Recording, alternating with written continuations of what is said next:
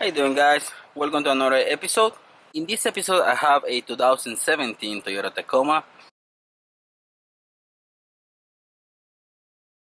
Quick little episode for people that they don't know. I'm gonna show you how to change the cabin air filter. Really easy to do on these trucks.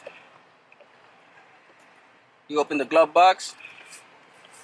I'm gonna get all this stuff out of the way. And this one, you have something to put your stuff in it. You just need to pull it up. You remove the little tray. You have the compartment right here. It tells you to push it up so you can release the little cover. And then it has the cover for the air filter.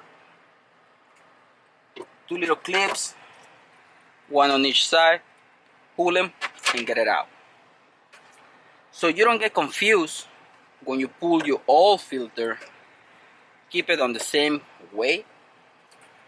It tells you that the arrows are facing up. So it goes like this. We have the new one, which is this STP.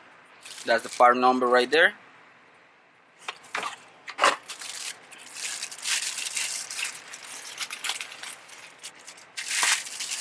Open your little filter and match the arrows.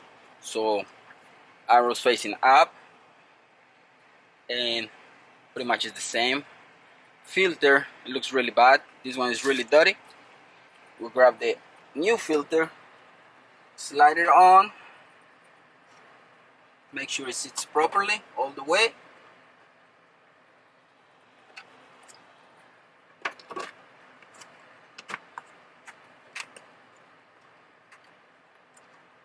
Make sure the door closed. Put the cover back on. You put it on top.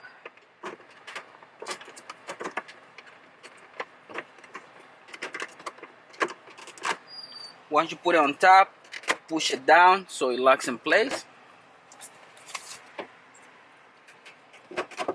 Put your tray back on. Same thing, you just gotta push it down. It's in place. Now we can put this stuff back on the glove box.